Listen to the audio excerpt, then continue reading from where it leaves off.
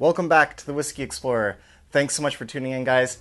And if you're new to the channel, if you could please do us a quick favor, hit that subscribe button, hit the like button, leave us a comment down below, let us know what you think about this scotch, and we'll get the conversation continued at the Whiskey Explorer. And tonight, guys, we have got a classic scotch for you. We have got Laphroaig Quarter Cask.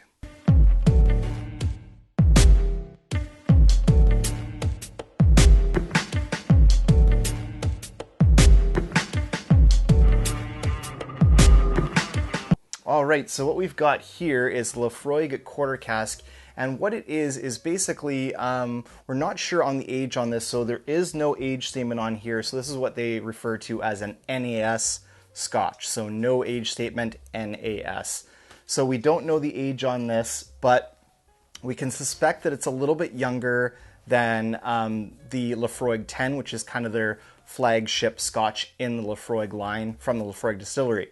So the thing that I really like about this one is that it's actually bottled at 48% ABV. So there's definitely a kick up from the core range there, the Laphroaig 10. Their flagship scotch is actually only 40%.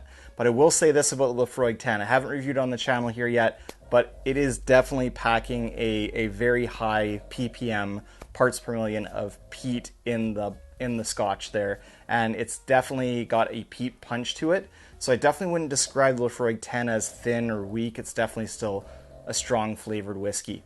But this one here is actually created in quarter casks. And what that does is that actually gives you a little bit of more barrel impact, and it also can speed up the aging process. So I suspect this is definitely younger than the 10 years old.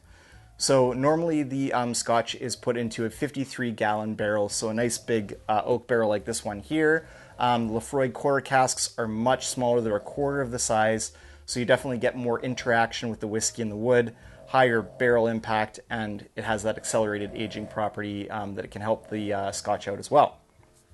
So without further ado, let's get into this one here. This bottle here in Canada runs about $85 or so, so it's still got, you know, as all scotches are pretty expensive here, but yeah, a little bit of a heavy price tag, but let's go in here and see what we get on the nose. Quick look at the color first. Definitely just kind of very typical of Laphroaig. It's got that golden kind of straw color there. Definitely not too dark, but nice and inviting, kind of golden sunshine look to the color of the scotch there. All right, let's go in for a nose here. Cheers.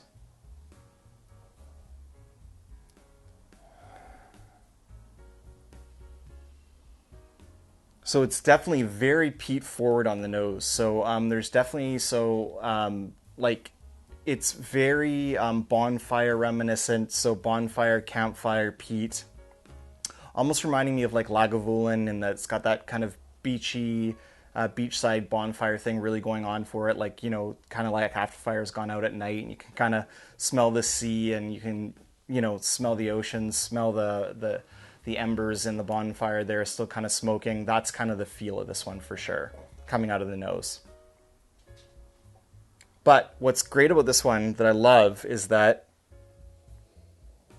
there is a sweetness, a real kind of nice sweetness to this, a vanilla sweetness behind the peat as well. So it's kind of mixed and layered in there very nicely. So nice sweetness there, maybe a little bit of orchard fruit. So maybe like a, you know, like a pear or an apple or a peach, somewhere along those lines. Definitely like a nice, really nice kind of inviting marriage of peat and kind of sweet vanilla notes to this nose here.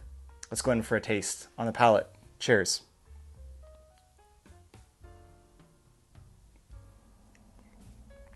Okay, so the arrival, the initial front of the palate here, it's all that bonfire smoke. So bonfire that just went out by the sea, as I described. That's definitely transferring from the nose to the palate here. Really, really, it's all that bonfire ashiness. A little bit of brine kind of hidden away in the background there. There's a little brininess to the peat. But then in the mid palate, there's a real transition to real sweetness. So vanilla sweetness, really welcoming some honey mixed in there. That sweet orchard fruit, so maybe like peaches, nectarines, pears, somewhere of a mix between those kind of fruits there. It's a nice fruity sweetness in the kind of mid palate. And that finish is a mix. It's a really nice mix between that bonfire ashiness, smoke of the peat, and that sweet vanilla note. So really nice finish on this one. This is really well balanced, this Scotch. Love that it's 48%. It doesn't really even drink that high of ABV. It drinks even lower than that. So it's very nice Scotch. Let's go in for another sip here. Cheers.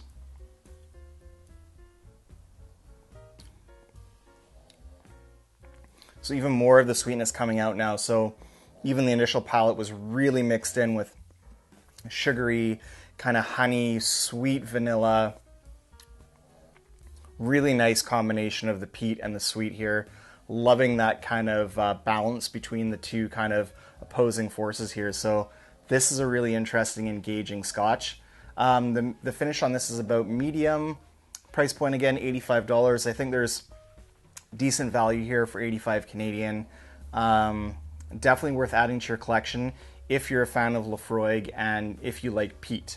If you don't like peat, you're not going to like this one. I mean, the peat is still very present there, especially on the front of the palate, but I like when a Scotch has a balance of the sweet and the peat, I'm all in. I love it. When it's just peat and it's really aggressive peat and there's not as much sweetness, I'm out at that point. That's just too much aggressive peat for me, but this one strikes a really nice balance. So definitely recommend Laphroaig Quarter Cask.